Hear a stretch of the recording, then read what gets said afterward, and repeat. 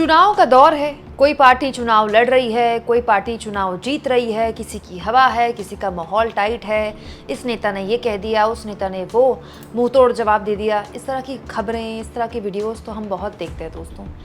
लेकिन क्यों ना देश की असल हकीकत देश के आगे रखी जाए, वो हकीकत जिस पर ना तो कोई नेता बयान देता है, ना तो कोई नेता बात करता है, और हार्डली कोई चैनल या कोई पत्रकार भी इस बारे में बात नहीं करता, क्योंकि अमूमन इस तरह की खबरों को हम बड़ा बेजान मानता है, बोरिंग मानते हैं। लेकिन कई बार मेरे अंदर का पत्रकार ये कहता है कि ऐसी खबरें, ऐसी वीडियोस आपके सामने रखनी ज़रूरी है दोस्तों, क्योंकि इस देश की राजनीति में किसने किसको तगड़ा जवाब दिया और किसने किसको मुंह पर सुनाया, इससे आगे जाके भी कुछ सवाल हैं।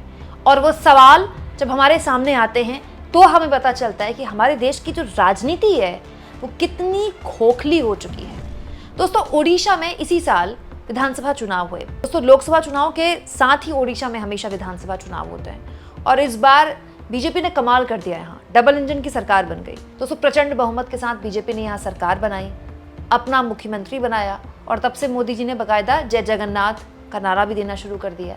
अभी कुछ दिन पहले प्रधानमंत्री ओडिशा गए थे, तो वो एक घर में गए थे। घर में उन्होंने लोगों से बात की थी, मुलाकात की थी, और सरकारी मदद से जो पैसा मिला था वो घर बना, और गैस का चूल्हा मिला कि नहीं मिला, वहाँ पर चाय पी, और उन लोगों ने बताया कि देखिए, आपके आने के बाद तो हम कृतज्ञ हो गए, हमारी ज़िंदगी बदली। हो सकता है बदली भी हो, लेकिन ऐसे लोगों की ज़िंदगियाँ कब बदलेंगी दोस्तों?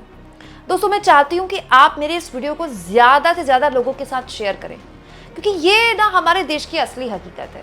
हम इससे अपने आप को दूर नहीं कर सकते। दोस्तों, ओडिशा की तस्वीर है जहाँ एक 80 साल की बुजुर्ग को, 80 साल की बुजुर्ग जो चल नहीं पा रही थी, she was not able to walk, मतलब खड़े होके वो चल नहीं पा रही थी, उनको रेंग कर, जी हाँ, रेंग कर दफ्तर जाना पड़ा, सरकारी दफ्तर जाना पड़ा, क्योंकि उनको पेंशन नहीं मिल रही थी। दोस्तों, सरकारी पेंशन मूलतः उन लोगों के लिए होती है जिनके परिवार वालों ने या तो उनको अपनाने से इनकार कर दिया, या उनका साथ छोड़ दिया, या फिर बहुत बड़ी संख्या में ऐसी विधवाएं होती हैं जो कि जिनको परिवार से कुछ नहीं मिलता, उनको बाहर कर दिया जाता है परिवार से, उनकी पूरी ज़िंदगी मुफलिसी में गुजरती है और बुढ़ापा बड़ा मुश्किल होता है उनका। इसीलिए जो सरकारें हैं, राज्य सरकारें हैं, मुफ्त राशन के साथ साथ पेंशन की सुविधा देती हैं कि कम से कम वो जो ज़िंदगी का आखिरी वक्त है उसमें दवाई के लिए, थोड़े बहुत खर्चे के लिए कुछ तो पैसा मिले। हालांकि वो पैसा भी बहुत ज़्यादा पैसा नहीं होता है, लेकिन कम से कम इतना तो मिल जाए कि किसी के आगे हाथ ना फैलाना पड़े खाने पीने के लिए। लेकिन ये पेंशन जो इस महिला का अधिकार था, इसको पाने के लिए इस महिला को रेंग कर 2 किलोमीटर सरकारी दफ्तर जाना पड़ा। दोस्तों, ओडिशा के क्योंझोर में एक 80 साल की महिला की पेंशन के लिए 2 किलोमीटर तक ऑफिस रैंक कर जाने वाली ये वीडियो जब वायरल हुई तो टाइम्स ऑफ इंडिया ने इस पर खबर बनाई। टाइम्स ऑफ इंडिया की इस खबर पर जब मेरी नज़र पड़ी तो मुझे ऐसा लगा कि शायद आप लोग इस तरह की खबरें पसंद नहीं करेंगे, क्योंकि आप लोगों को राजनीतिक खबरें देखने का शौक़ भी है और पसंद भी करते हैं लोग राजनीतिक खबरें।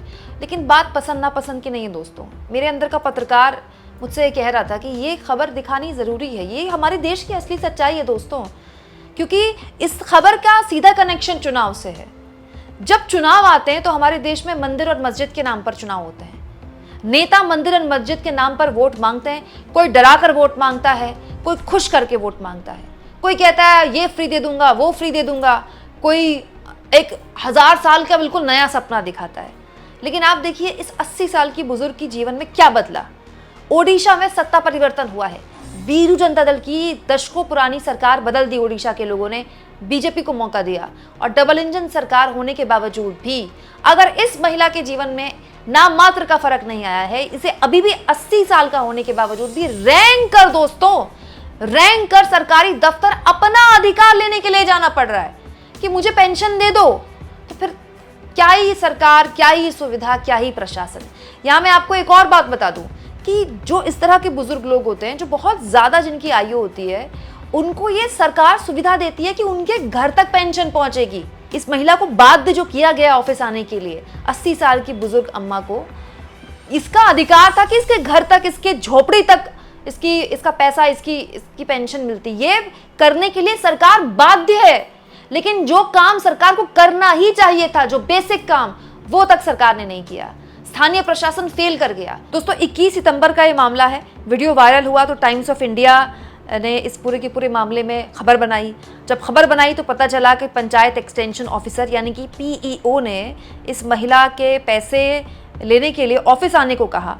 दोस्तों महिला ने कहा कि क्योंकि उसने इंतज़ार किया कि उसके घर में कोई आ जाए पेंशन देने के लिए, और जब इंतज़ार पूरा हो गया, जाहिर तौर पर हाथ में पैसा नहीं होगा। महिला की हालत देखकर आप बता सकते हैं कि क्या इन बुजुर्ग महिला की हालत होगी। तो इनको रैंक कर इस तरह से उस दफ्तर में जाना पड़ा। मैं तो ये सोच रहा हूँ कि जिस अधिकारी के आगे ये महिला रैंकते हुए गई है, उस अधिकारी का अभिमान रहेगा कि नहीं रहेगा, उस अधिकारी का अहंकार रहेगा कि नहीं रहेगा, उस अधिकार की शर्मो हया रहेंगी कि नहीं रहेंगी। इस महिला को रैंकता हुआ देखकर शर्म आनी चाहिए ऐसे लोगों को जो अपने आप को पढ़ा लिखा, समृद्ध और बहुत जागरूक कहते हैं। गरीब लोगों को सताने के लिए, गरीब लोगों को परेशान करने के लिए इनका पावर और इनका पूरे का पूरा पढ़ाई लिखाई रहती है क्या? अभी अगर कोई रईस आदमी आ जाए, इनके दफ्तर के आगे रेंज रोवर या ऑडी गाड़ी खड़ी हो जाए, तो ये नमस्ते सर करके अपने दफ्तरों से बाहर निकलते हैं। मैं यहाँ पर किसी एक अधिकारी को टारगेट नहीं कर रही हूँ, लेकिन ये सच्चाई है हमारे देश की। लेकिन एक 80 साल की बुजुर्ग को पूछने वाला कौन है? तो जब उसके घर कोई नहीं आया तो वो दफ्तर पहुंची है कुछ इस तरह से पेंशन लेने। दोस्तों अब इस पूरे के पूरे मामले में जब वीडियो वायरल हुआ तो मामले में संज्ञान लिया गया। इलाके के सरपंच ने कहा कि अगले महीने से ये बात सुनिश्चित की जाएगी कि महिला को पेंशन उसके घर पर ही मिले, उसको इस तरह से रैंक कर ना आना पड़े।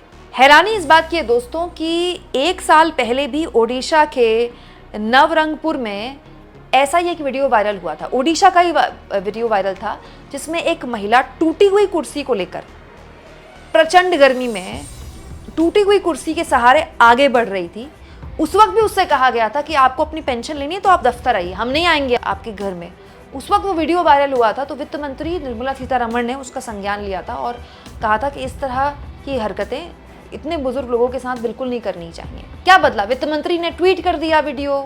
हो सकता है कि एक महिला को लेकर एक्शन में भी स्थानीय प्रशासन आ गया हो, उसके घर पहुंच गई हो। लेकिन यहाँ बात सिर्फ एक महिला की नहीं है ना दोस्तों, क्योंकि ऐसा तो कोई एक वीडियो है जो हमारी नज़र में आ गया, जिस पर टाइम्स ऑफ इंडिया ने खबर बना दी, जिस पर नज़र पड़ गई वित्त मंत्री निर्मला सीतारमण की।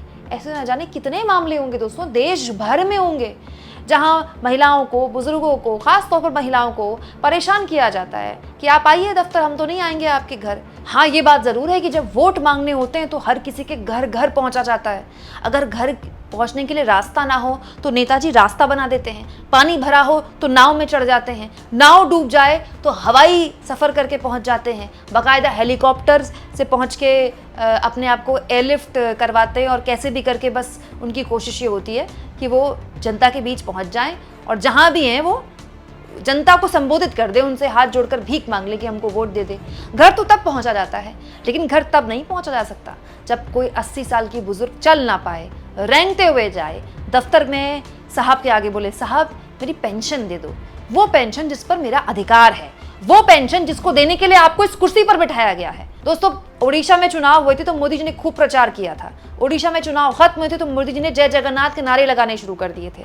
लेकिन मोदी जी अब जब वीडियो वायरल हुआ है, और आप तो सोशल मीडिया में काफ़ी एक्टिव रहते हैं, अखबार वगैरह भी खूब पढ़ते हैं, मीडिया पे भी काफ़ी नज़र रहती है आपकी, तो ज़रा अपने मुख्यमंत्री को फ़ोन मिलाइए और उनसे कहिए कि कम से कम ये सुनिश्चित करें कि बुजुर्ग महिलाओं को आपके सरकारी दफ्तरों के चक्कर ना काटने पड़े।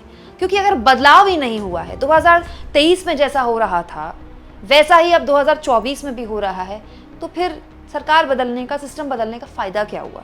दोस्तों आप इन तस्वीरों को लेकर क्या सोचते हैं? कमेंट बॉक्स में ज़रूर लिखें, और जितना हो सके चैनल को शेयर करें, सब्सक्राइब करें, और थैंक्स और ज्वाइन के ऑप्शन से अगर आप चाहें तो कुछ आर्थिक मदद भी चैनल की ज़रूर करें।